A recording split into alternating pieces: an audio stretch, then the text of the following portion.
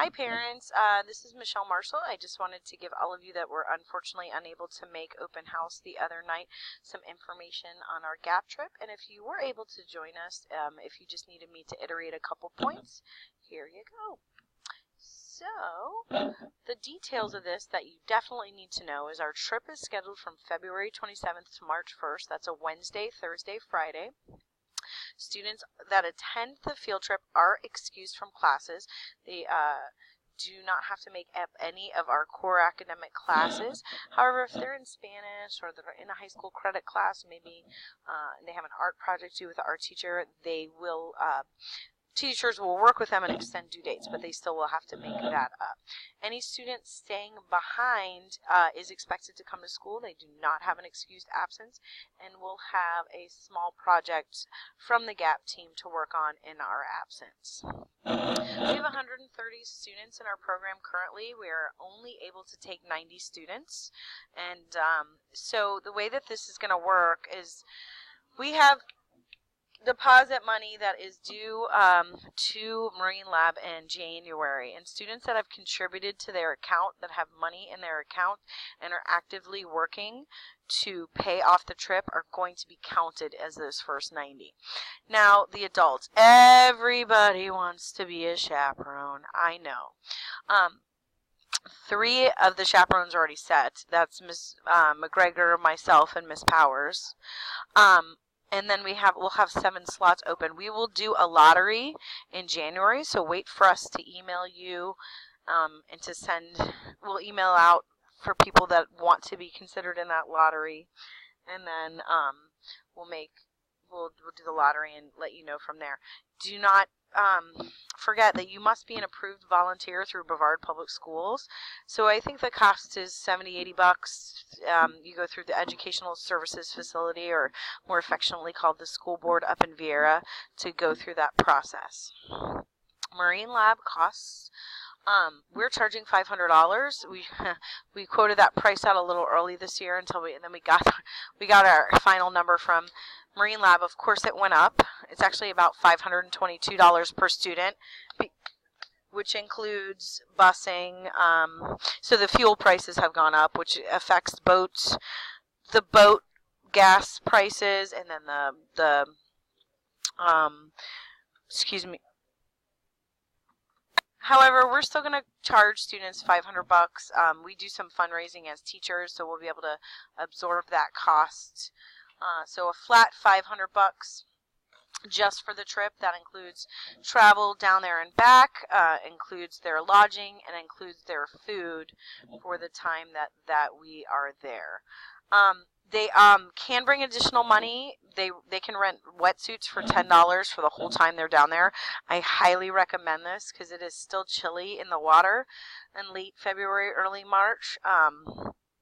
And there's also things they can purchase in the gift shop. And I don't know why they're not very, fabulous or exciting gifts, but some students do like to go peruse the gift shop. In addition, on the way back home, we will be stopping at Golden Corral for lunch, and we will need $10 per student for that. So, if anything, they might need an extra $20 in cash to bring down with them. All right, so the deposit that Southwest Middle School owns Marine Lab is $12,500.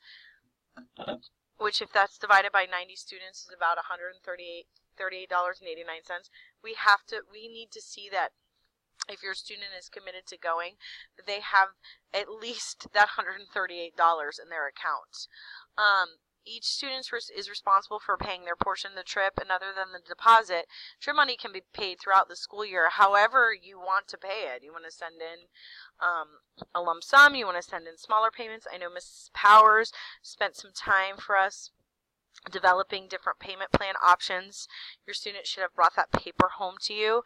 If you do not have that paper, please send Ms. Powers an email or ask your students to grab one from her, and that can be very helpful. Each student is going to have their own account set up through the school, so that the money they receive from payments and fundraisers will directly impact that student. We don't do group fundraisers where everybody gets allocated a certain amount of money and only 4 kids fundraised. Speaking of fundraising, we have a lot of opportunities for students to make money. We recognize that $500 is quite cost prohibitive for a lot of our families. We've already started fundraising. The World's Finest Chocolate fundraiser I will run from now, which August, all the way through March. It's our best fundraiser. The chocolate bars are $1 a piece. They're super easy to sell. People are more apt to buy a chocolate bar or 5 than they are to buy $20 cookie dough or a $15 pie or a $30 pizza, frozen pizza. So I just keep reordering from the company as needed. If they sell, I think I did the math the other day. I think if they sell like 15 boxes of chocolate, I think they'll have enough for their trip. And it's a really good profit. They make 50%. A lot of fundraisers are 30 to 40%. So 50% is pretty good. So each case is $60. Kids make $30 off of that. Next, we're trying to set up a Beef O'Brady's pancake breakfast and car wash. We want to get that on the calendar booked for September. Again, students that show up or and help serve breakfast and help with the car wash and sell car wash tickets will be benefited from that. The car wash tickets are a pure profit. You guys know this little scam that's been going on for a while. You buy car wash tickets and then you forget about it. But the person that you bought it from, it doesn't matter if you don't show up because they've already made that money. So that's a nice one to have going on as well. We're going to start Yankee Candle soon.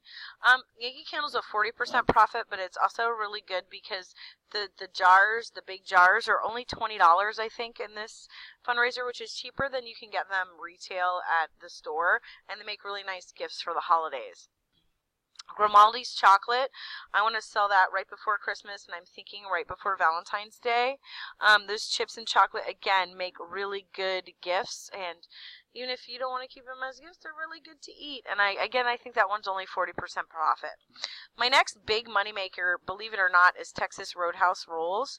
They are $5 a dozen. I love this fundraiser. It's brilliant. The way that this works is your student has flyer and they, solicit family, friends, whatever, to buy the rolls. We do it, like I said, before Thanksgiving and before Christmas. The rolls are $5 a dozen, and your student makes 50% profit. That doesn't sound like a lot, $2.50. The beauty of it is people rarely only order a dozen. They'll order 5 dozen. These are super easy to sell. People actually did really well off this fundraiser last year, and you don't have to do anything except collect the money and give the people that bought the rolls their vouchers, because that's another thing. None of the rolls get delivered here. What happens is Texas Roadhouse gives us a voucher for every dozen. They stamp dates on the back of that, or they put dates on the front where your friends and family can go actually pick them up from Texas Roadhouse. And so they go pick them up. You don't even have to do any work. They come frozen. They do come with the cinnamon butter. So you freeze them. So this the day before Thanksgiving, you take them out of your freezer, you let them rise, you pop them in the oven, and boom, you have yummy Texas Roadhouse yeast rolls. The last one we're thinking about doing is Texas Roadhouse drive-through dinners. And this is where, again, you would pre-order dinners through me. I tell Texas Roadhouse, they package them all up, they drop them off here at the Great Southwest. You guys would pick them up in the afternoon and have dinner at night. I think they're $32. And again, I think you make 50% profit on it. I like that one because you need to eat anyway. I kind of hesitate to do the ones where we go to Texas Roadhouse. You only get 10% there. So you're going out to dinner and you're spending a ton of money on your family, but you're only making 10% profit on that. That one makes me a little leery, and I hesitate to set those up because you don't get the biggest bang for your buck. I'm always taking suggestions for other fundraisers. I do need help. We can't set all of these up and talk to the various companies on our own. So if you have some great ideas, please let me know, but be prepared to take the initiative to get the ball rolling. Lastly, here's my email address. Please don't hesitate to get in touch with me if you have any questions or concerns. I'm happy to hear from you. And I hope you all are well. Take care.